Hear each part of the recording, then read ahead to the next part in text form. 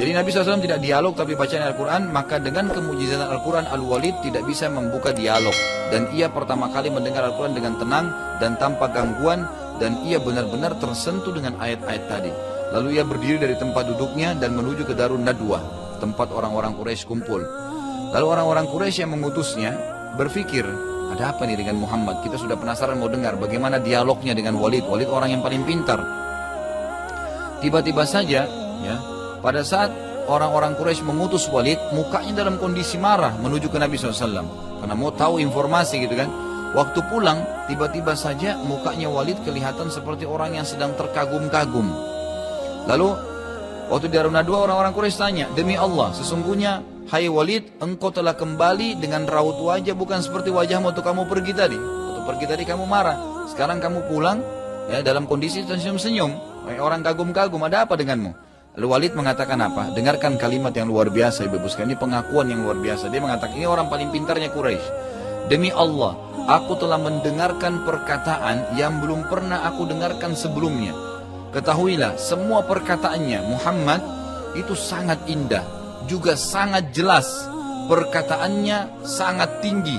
Sungguh, ya, perkataan yang terbaik yang dia ucapkan itu sudah ada buahnya, ada hasilnya. Artinya, ini biasa digunakan oleh para penyair, ya. Perkataan yang tertingginya itu berbuah. Artinya apa yang dia inginkan sudah sampai targetnya. Dan perkataannya yang paling sederhana telah mencukupi. Ini sudah menjawab saya. Dan pastilah perkataannya ini akan menang dan tidak akan terkalahkan. Nabi SAW dikaruniai Al-Quran karena kaumnya pada saat itu menjunjung tinggi sastra. Dan Al-Quran datang dalam menantang sastra itu. Dan kita sudah tahu semua nabi-nabi itu jemaah sekalian diberikan mukjizat sesuai dengan keadaan kaumnya. Kalau Nabi Musa dulu senang dengan sihir, ya, kaumnya Fir'aun, maka diutuslah seperti sihir itu tapi mukjizat. Ya, tongkat bisa berubah jadi ular, tangannya bisa dikeluarkan jadi cahaya dan seterusnya gitu kan. Nabi Isa kedokteran, Allah tantang mereka dengan Isa datang tanpa ayah gitu kan. Bisa lahir, bisa hamil Maryam dengan tanpa suami, tanpa berhubungan biologis yang manusia tahu selama ini dalam ilmu kedokteran. Nabi SAW itu sastra yang terkenal. Jadi bisa saja mereka menyusun sastra-sastra itu sangat indah, sangat bagus gitu. Quran datang, seperti misalnya penggunaan wasyamsi wa duhaha, kan gitu. Akhirnya pakai ha semua ya. Wal qamari idza talaha, itu luar biasa dan banyak ayat Al-Quran begitu. Itu sebenarnya komponen susunan puisi-puisi atau syair-syair gitu kan. Tapi Al-Quran bukan syair, cuman menyerupai itu dan mengalahkan syair. Mengalahkan syair karena isinya maknanya sangat besar. Berbicara tentang langit, bumi. Syair-syair cuma mengatakan, kebanyakan penyair Arab itu cuma memuji apa yang ada di sekitarnya. Seperti misalnya wanita, kemudian rumahnya yang bagus, jenis pekerjaannya. Cuman itu saja dan itu sudah dianggap sangat tinggi.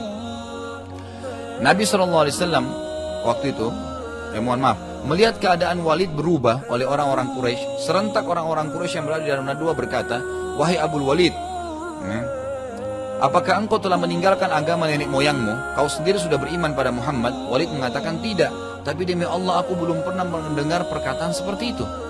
Dengarkan, orang-orang Quraisy selalu berkata begini. Lalu mereka berkata kepada Walid, mungkin itu syair-syair saja yang dia sampaikan. Kata Walid, demi Allah, tidak seorang pun dari kalian lebih tahu dari aku dari syair-syair. Aku orang paling pintar syair. Dan ya, orang ini mengatakan, dan aku ya tahu yang Muhammad sampaikan bukan syair. Lalu mereka berkata lagi, kalau begitu mungkin Muhammad itu seorang peramal dan penyamun. Makanya kata-katanya bagus gitu. Walid mengatakan, aku juga adalah orang yang paling pintar dan paling tahu peramal dan penyamun dari kalian semua. Dan kalian tahu itu. Saya tahu. Dan tidak ada sedikit pun dari sifat peramal dan penyamun di diri Muhammad. Kan biasa penyamar itu taruh menyan-menyan, kan ngomongnya mengkhayal, penampilannya menakutkan. Ini enggak ada ciri-cirinya itu. Dan kata-katanya sama sekali tidak ucapkan dari dia gitu. Lalu orang Quraisy bilang lagi yang ketiga, mereka berkata, kalau begitu berarti Muhammad itu orang kerasukan jin. Makanya dia bisa ngomong gitu kan, bagus. Walid mengatakan, Walid ini jawab sendiri ya. Dia bilang, aku lebih tahu semua ciri-ciri orang yang kemasukan setan atau orang gila, dan tidak ada sedikit pun pada diri Muhammad. Mereka bilang lagi, kalau begitu berarti penyihir. Al-Walid bilang, aku sangat tahu dan kenal penyihir-penyihir serta perilaku mereka. Tidak ada sedikit pun pada diri Muhammad. Gitu kan? Mereka lalu berkata, engkau telah membuat kami bingung, wahai Walid. Lalu apa yang semestinya kami katakan tentang Muhammad? Lalu Walid memberikan saran. Ini sarannya Walid ya. Orang yang terpintal di antara mereka berkata, yang pertama, kalian mengikutinya karena ucapannya benar. Mereka menjawab, tidak mungkin kami meninggalkan agama nenek moyang kami. Al-Walid bilang, kalau begitu saya tawarkan yang kedua. Apa yang kedua? Biarkan dia berdakwah kepada siapapun. Bila dia benar dan banyak diikuti manusia dan jadi terkenal serta termuliakan, maka kalian juga akan terkenal dan termuliakan karena dia dari suku kalian. Jadi biarin aja. Kalau dia terkenal maka kalian juga akan harum namanya. Bila dia dibunuh oleh orang-orang yang sedang didakwai, maka itu salah satu tujuan kalian. Kalian akan membunuhnya kan? Gak usah repot-repot, biarin aja dia dakwah. Nanti kalau dia dibunuh oleh orang, maka kalian juga itu tujuannya. Kalau dia namanya harum, kalian juga harum. Ini bijaksana sebenarnya ya. Mereka menjawab, demi Allah kami tidak setuju semuanya. Tidak mau, orang-orang Quraisy. Ini karena kekerasan hati ya. Al-Walid lalu bingung atas kaumnya. Ini karena fanatisme keturunan. Jadi makanya hati-hati Bapak Ibu sekalian. Yang paling banyak kata ulama, orang jauh dari agama karena fanatisme buta. Itu penyakit paling bahaya. Oh enggak, suku saya mengatakan begini, oh tradisi kami begini. Nah itu jadi jauh dari agama gara-gara itu. Ini contohnya kisah dari Walid. Walid ini sudah dengar ayat Al-Quran, dia sudah tersentuh mau beriman. Dia sudah dakwai kaumnya nih. Bayangin kalau berhasil dia pertahankan, maka akan luar biasa. Tapi karena fanatisme suku, dia mulai berpikir setan goda dia. Oh kalau nanti misalnya saya tetap bertahan, terus suku saya marah dengan saya, akhirnya saya terkucil apa segala. Dia bilang begini. Al-Walid bingung atas kaumnya. Lalu ia berkata, kalau kalian juga tidak mau, maka katakanlah ia penyihir. Karena itu paling dekat dengan keadaannya. Karena dengan dakwanya ia dapat memisahkan antara suami istri, orang tua dengan anak dan lain-lain. Ya. Kata para ahli sejarah, subhanallah, hampir saja Walid menyebarkan kebenaran pada Quraisy dan mereka sudah terpojok waktu itu. Sudah nggak ada lagi jawabannya. Ya. Tapi akhirnya Walid pun menyetujui untuk menyebutkan bahwasanya Nabi SAW adalah seorang penyihir dan setelah itu dia kembali mencaci maki Nabi. Si Walidnya nih. Bukan masuk Islam, ya. Ibaratnya kalau kita sekarang ini rasionalnya Bapak Ibu sekalian sudah hadir di pengajian, sudah dengar ayat dengan hadis, tersentuh nih. Begitu keluar, kumpul lagi sama teman-temannya, enggak deh, ya, enggak usah. Nah, alhamdulillah kalau ada sentuhan ya. Jadi begitu kurang lebih gambarannya. Baik, Allah Subhanahu Wa Taala menceritakan khusus, ya, turun ayat tentang si Al-Walid tadi ini. Si Walid tadi ini karena dia akhirnya menolak dakwah dan akhirnya diikut-ikutan dengan kaumnya juga bilang penyihir, ya. Akhirnya Allah turunkan khusus dia itu dari ayat 11 sampai ayat 30. Ya, ini kurang lebih ya, ayatnya cukup banyak, ya. Ini surah Al-Muddathir urutan 74. Tentu ini kelihatannya banyak ayat sampai 30 karena ayatnya pendek-pendek ya. Allah mengatakan a'udzubillahi minasyaitonirrajim, dzarni wa man khalaqtu wahida وَجَعَلْتُ لَهُ مَالًا مَمْدُودًا وَبَنِينَ شُهُودًا وَمَهَّدتُ لَهُ تَمْهِيدًا ثُمَّ يَطْمَعُ أَنْ أَزِيدَ كَلَّا إِنَّهُ كَانَ لِآيَاتِنَا عَنِيدًا سَأُرْهِقُهُ صَعُودًا إِنَّهُ فَكَّرَ وَقَدَّرَ فَقُتِلَ كَيْفَ قَدَّرَ ثُمَّ قُتِلَ كَيْفَ قَدَّرَ ثُمَّ نَظَرَ ثُمَّ عَبَسَ وَبَسَرَ ثُمَّ أَدْبَرَ وَاسْتَكْبَرَ فَقَالَ إِنْ هَذَا إِلَّا سِحْرٌ يُؤْثَرُ إن هذا إلا قول البشر سأصليه سقر وما أدراك ما سقر لا تبكي ولا تذر لواحة بالبشر عليها 19. Terjemahannya, biarkanlah aku bertindak terhadap orang yang telah menciptakannya, yang telah aku ciptakan atau menciptakannya sendiri. Maksudnya di sini Allah akhirnya mau mengambil alih Al-Walid tadi. Karena sebenarnya tadi waktu dia datang dialog dengan Nabi SAW, yang telah membuat dia tersentuh Allah SWT agar dia bisa berdakwah di kaumnya sebenarnya. Dan itu kebebasan, orang bisa memilih. Ini juga pelajaran besar Bapak Ibu sekalian ya.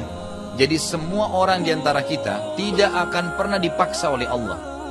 Tidak ada paksaan untuk beribadah, nggak ada paksaan untuk meninggalkan maksiat, tidak ada. Allah ciptakan kebaikan dan keburukan, tinggal diberi kebebasan untuk memilih. Dan ini kemahadilan Allah. Al-Walid tadi, kalau Allah mau, Allah bisa paksain dia. Tapi tidak, Allah berikan kebebasan. Nanti dia tentukan sendiri, dan dia akhirnya tentukan tidak mau beriman. Itu penentuan dia sendiri. Karena dia tidak mau beriman, Allah turunkan ini. Allah mengatakan, biarkanlah aku yang akan bertindak, hai Muhammad, kepada orang yang telah aku ciptakannya sendiri. Maksudnya si Walid tadi. Dan aku jadikan baginya harta yang banyak. Karena Walid ini punya harta yang banyak. Allah yang kasih, gitu kan. Dan anak-anak yang selalu bersama dia. Kata para ahli tafsir, Al-Walid ini punya anak di atas 10 orang. Laki-laki semua, itu kalau dia jalan, diikutin oleh anak laki-lakinya semua. Jadi seperti sebuah kekuatan gitu ya, yang dipamerkan. Jadi dia dan anak-anak yang selalu bersamanya. Dan kulapangkan baginya rezeki juga kekuasaan dengan selapang-lapangnya.